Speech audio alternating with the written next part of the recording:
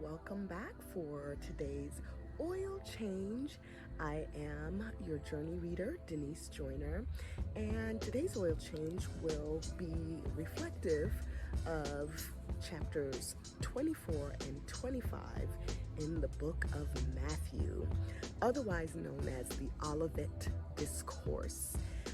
This is basically Jesus talking with the disciples at the Mount of Olives, and basically it was the last time when Jesus left the temple, the Jerusalem temple, and he was just giving a discourse or a message, a long sermon on the future events. So that would be taking place.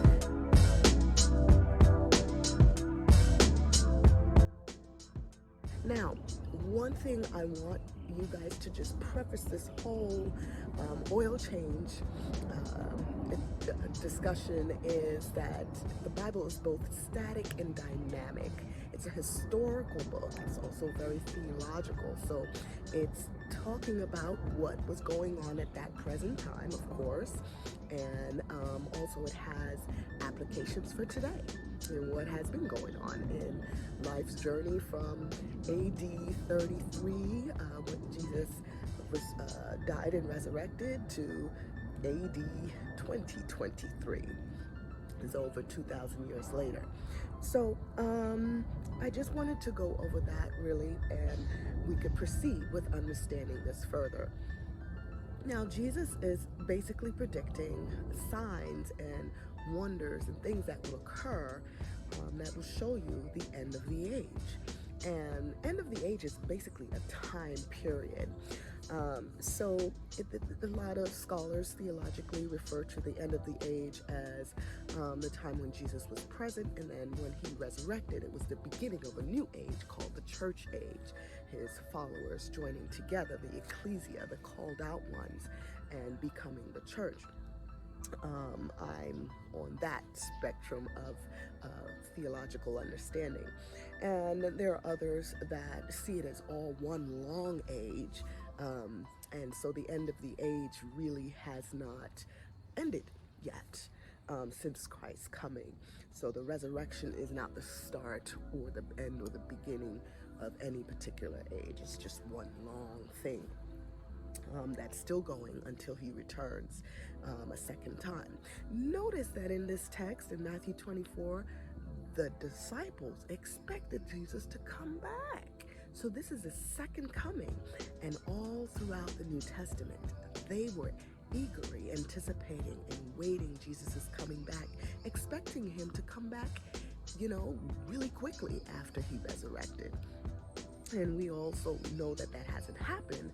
And Jesus also tells in his Olivet Discourse in Matthew chapter 24, look, there's going to be a lot of false prophets saying that they came back as Jesus. And there was. All through that time after Jesus' resurrection, there were a whole lot of false prophets coming with all kinds of beliefs and theories and understandings of Jesus' life.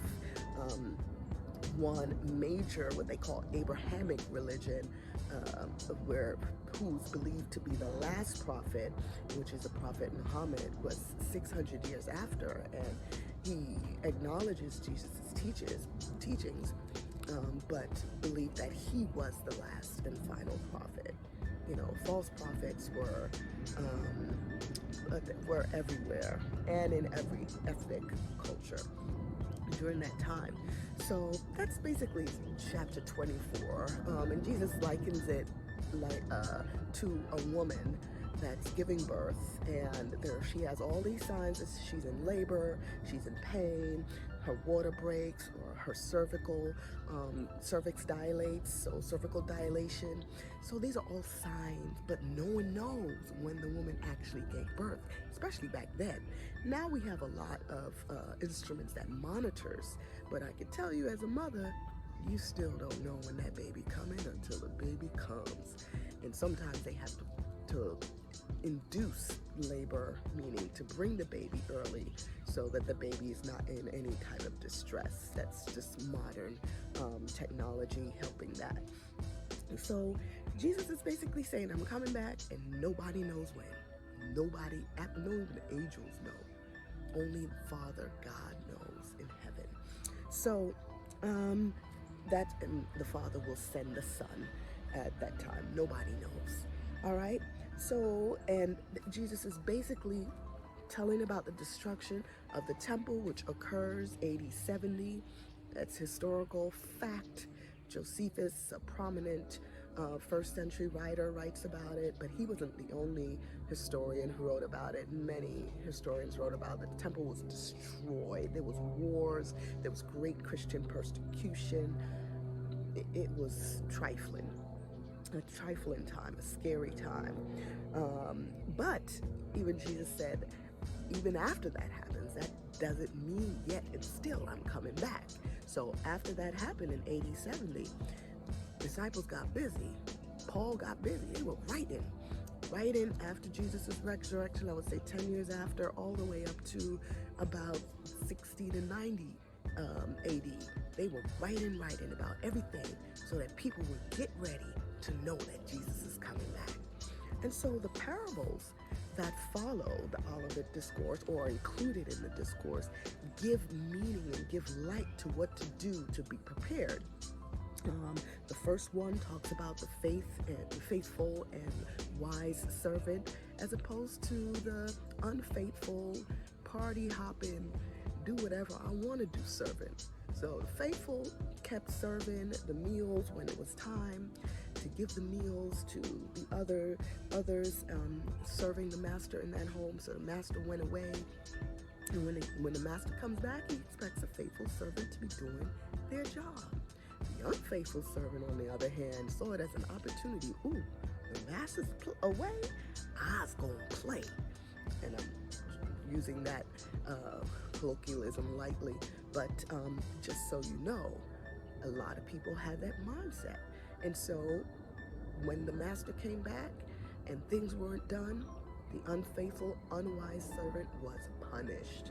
And the Bible said that refers to that unwise servant as a hypocrite, as they were, because they were only acting a certain way when the master was there, but when the master left, they started doing whatever they felt like doing and not doing their job. And then you have the parable of the 10 virgins. Again, a parable of preparedness. 5 of the virgins were wise. They carried extra oil because back in those days, the bride would process from the bride's house to the bridegroom's house, or the groom's parents' house. And then there would be a big party and everything would start. And sometimes you never know when the groom was going to show up, when he was ready to show up. And you just had to be prepared with your oil to light the way and the lamps. And they were even vendors, knowing that there were some foolish chicks around that was not prepared. And they would make some money off of that, capitalism. So those unwise virgins, unwise bridesmaids, if you will, went. And they, went to go purchase oil so they can, be up late at night for whenever the groom came. And unfortunately, when they went and came back, it was too late. Groom came, closed the door, and the story. Only the wise who were prepared in advance got into that party. Then you had the parable of the talents, or bags of gold. And talents were equal to about 20 years of a day laborer's wage. So it's a lot of money. So, but the principle here is stewardship. Whatever God gives you, whether little or much, multiply it, use it until he comes. Be busy until he comes, doing his business. And the one servant that hid what he had, the master was like, you fool, you could have at least invested it. You thought that I was harsh and that I was not good as a master, and you still didn't invest the money and do something with it. And again, he was called wicked, unfaithful servant. So God expects for us, while we wait for his second coming, to use our gifts and abilities that he's given us, innately given to us, in a multiplicitous way, a productive way, to make good use of it. All right, and then there was the parable of sheep and the goats. And this one is just talking about a separation of those who are followers of God and those who are not. Because in that particular day, it was an agrarian society. Farming was a huge thing. A shepherd couldn't really tell the difference between sheep and goats during the day. But at night, they had to closely inspect them and put the goats in a warmer place at night because they they didn't have wool. So they needed a warmer place to rest, else they could die in the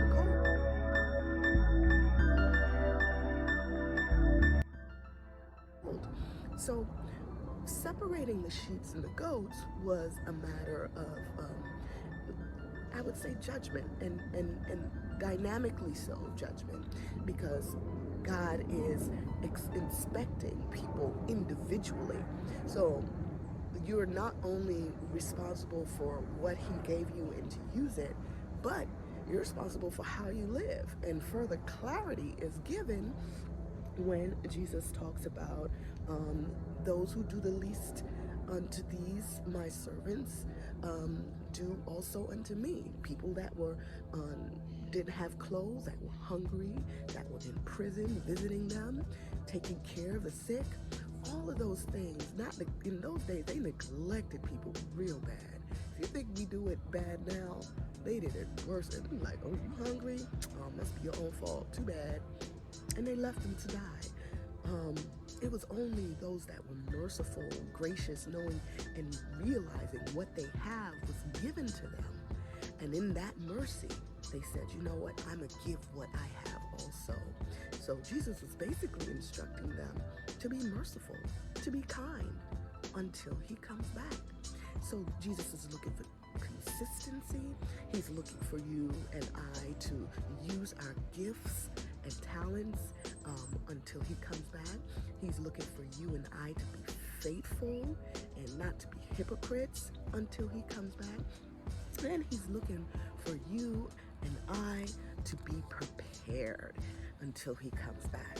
So, my brothers and sisters, as you go forth anticipating and waiting for Jesus' second coming, his imminent return, be faithful, be consistent, be prepared, and be fruitful. Be a good steward.